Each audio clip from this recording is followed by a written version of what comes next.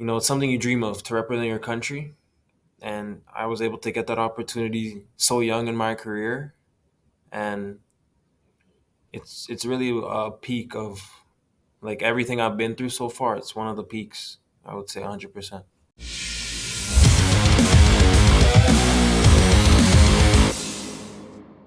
Hello, everyone, and welcome back to OneSoccer. I'm your host for today, Josh Deming, joined by my colleague Alex Gonge-Ruzic, and our special guest for today, Jacen Russell-Rowe. Jacen, how you doing today? I'm good. I'm good. How are you guys? I'm doing pretty good. Really excited to talk with you. You got a massive match coming up, and I just want to start there. Your run through the Concacaf Champions Cup so far has been very impressive. You guys went on and made it through Houston, Tigres, and now Monterrey to reach the final. How special has the journey been so far? I mean, it's been amazing. We went up against just some very high level competition and very tough teams to beat. And to do that, we earned our way to the final, it felt. And we worked very hard to get there. And Jason, just kind of rewinding through the journey against Tigres, you guys got a stiff test. I mean, that's a giant of the region.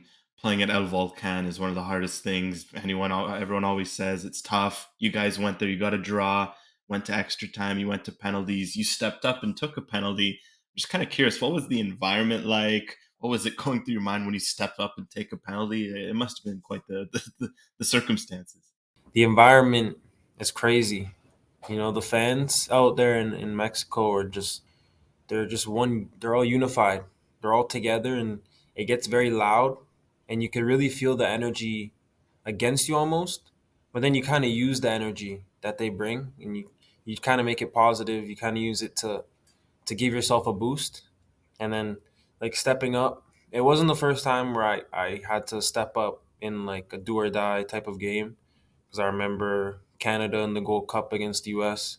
I took a penalty in the quarterfinals, so I kind of had like that feeling already in me. So it wasn't too bad. Didn't get any laser pointers at you? I know the Mexican fans could be known for that. Thankfully, no. Thankfully, No? nah. Well, that's good. That's good. But yeah, moving on from Tigres, you guys went on to take on Monterrey in the first leg of the semifinals. You got the start, you picked up an assist, and scored the winner in a massive 2-1 result. Take us through how special it was to pick up the goal and the assist and have a performance like that. I mean, Monterrey is very, very difficult opponent to play against, and to be able to score and assist, it gave me confidence, but it kind of solidified, a strong performance from me and like from the team, and to just stay on the task the whole game, and it helped being able to connect with like the other forwards on my team, like Cucho, because it's been a connection that's been building, but then for it to stick in such a big game, it meant a lot. And Jason, in leg two, you guys go to Monterrey, you pick up a big result. You guys were playing some excellent football. You score the insurance goal off the bench. I'm curious, how did that goal feel? Because you score in the leg one, you score a winner, but it's like job's not done, right? It's leg one, there's still a lot. You put in that goal in leg two, it kind of feels like it's the insurance marker. How did that feel? Because you also had a lot of composure in that situation. What kind of went through your mind to round the keeper and put that one in?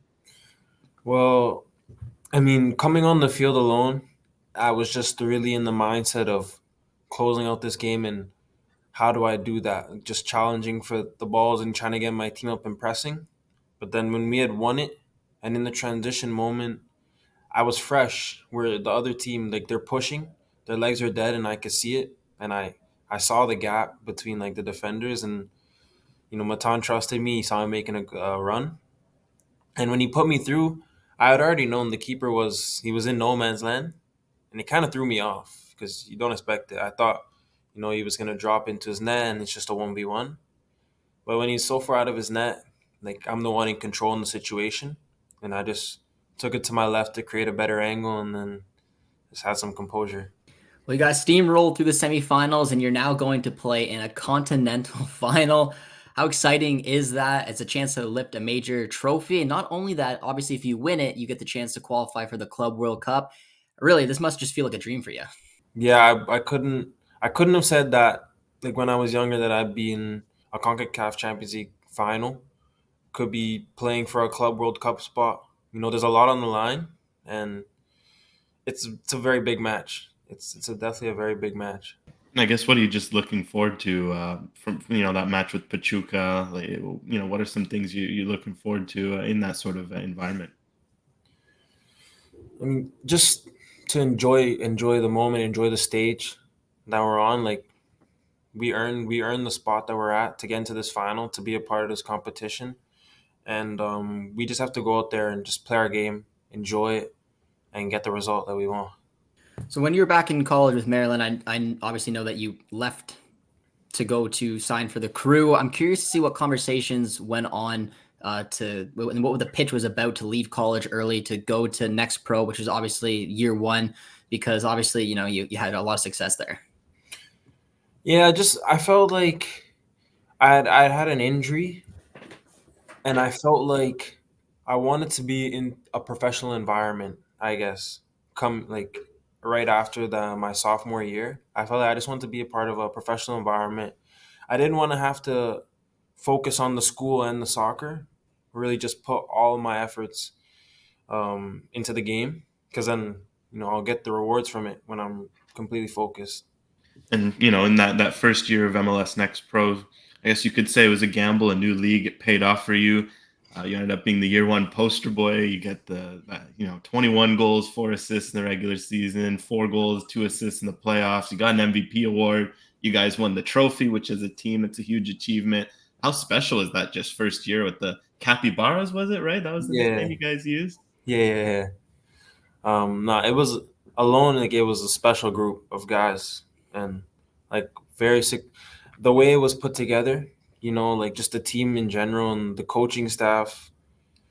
It was an environment where personally I was gonna thrive, because we played a good style of the game, with a very creative coach leading us and giving us confidence and ideas, and we were able to just be very dominant, and it was very helpful for me to get my career off the ground and into the MLS.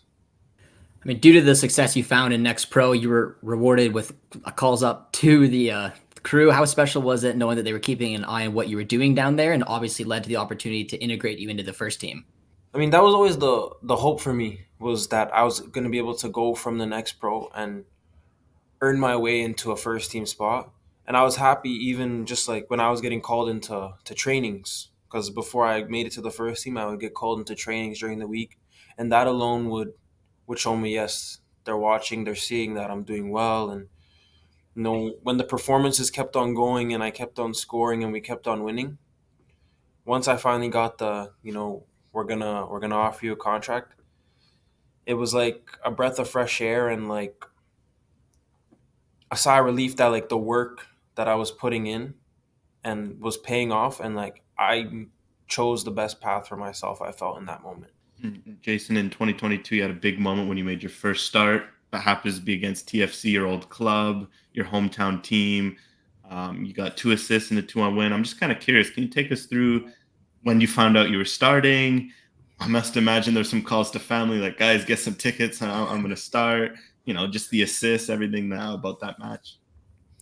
Yeah, I think it was after a Wednesday or Thursday session.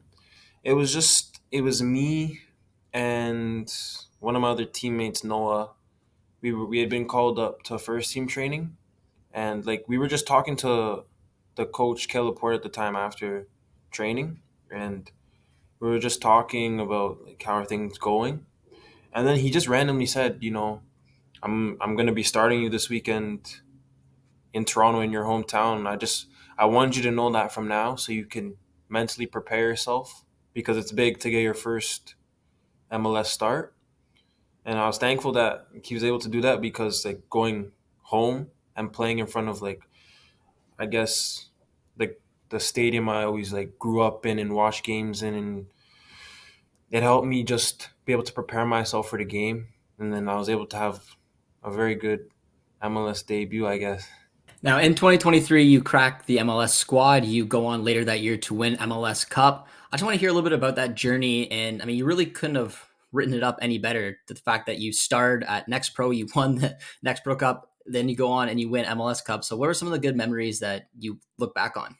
It's the highs and lows, because when we had started the year, we were on a very big low, I guess, because we went through a streak where we didn't win games, and we had a big turning point at an away game where right there you could see the flip in our mentality and in how we trained.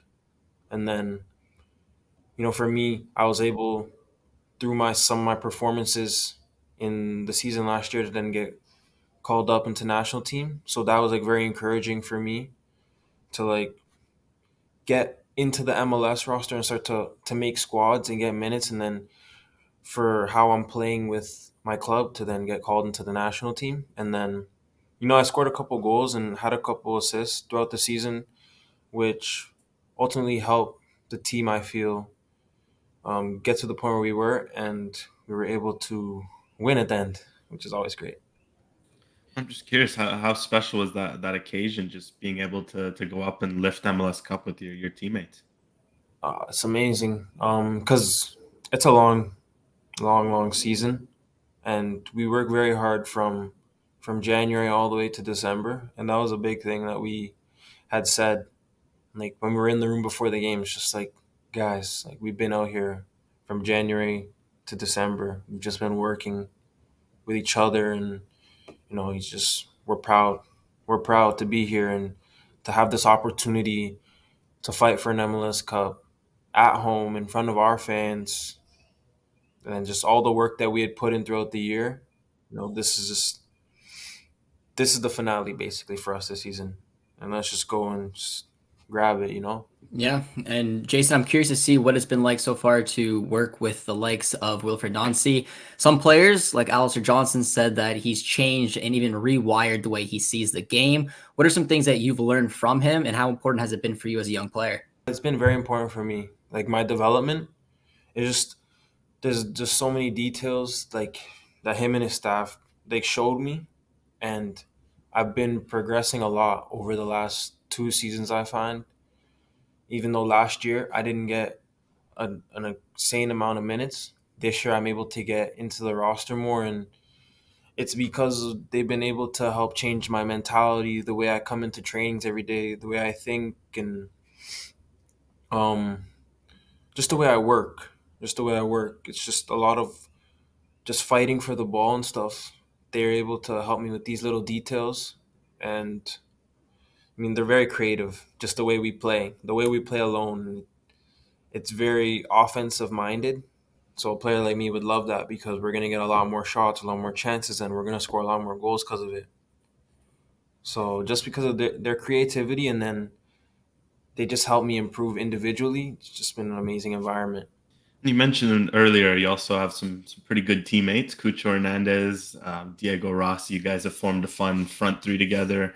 What has it been like to learn from two guys like that? I mean, Rossi's won an MLS Golden Boot before. Cucho Hernandez, top striker. I've even noticed that Cucho Hernandez, he has this trademark long curled shot. You started to put that in your game a little bit. What are some things you've learned from them?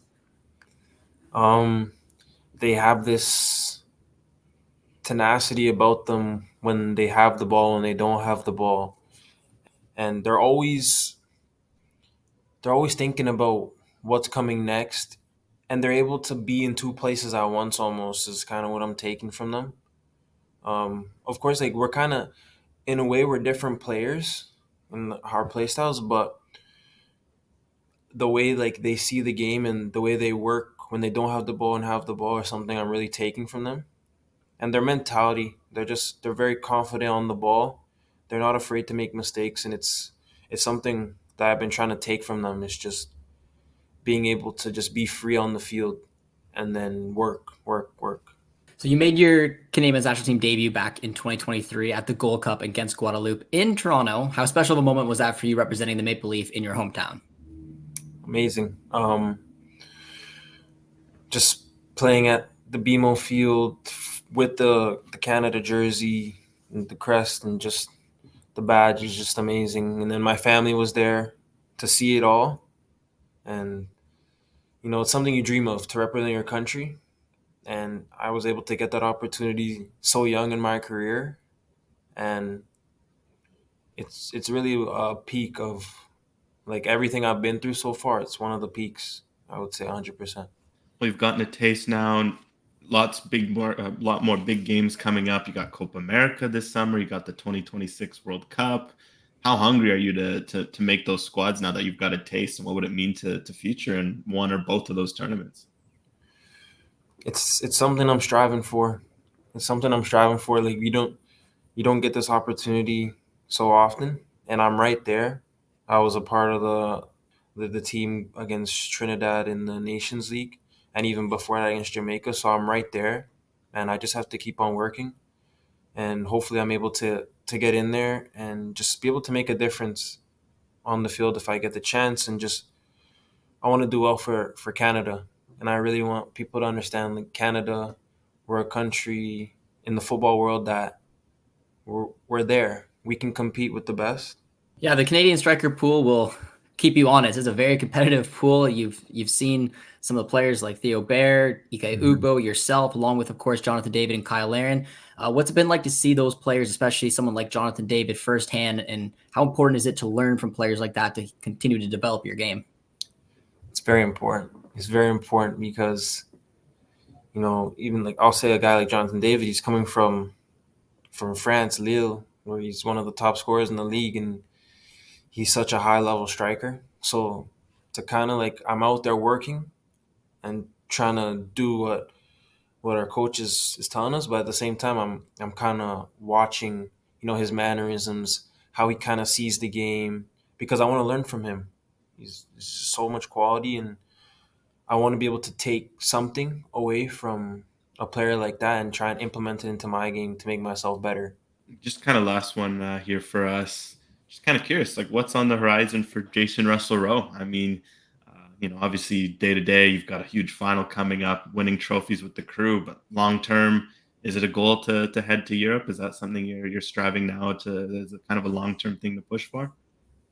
My goal, I think, since I've been a kid, is to play at the biggest stage. So, getting to Europe is something I do want to do. I want to play in the Champions League. I want to play in the Europa League. I want to play in all of that and experience like the highest level of the game if I can get there. So I'm very ambitious with my football career, I would say. Well, you have been a fantastic opportunity, fast approaching against Pachuca. So, Jacen, best of luck in that final. Best of luck for the rest of the season, and we really appreciate the time. Thank you, guys.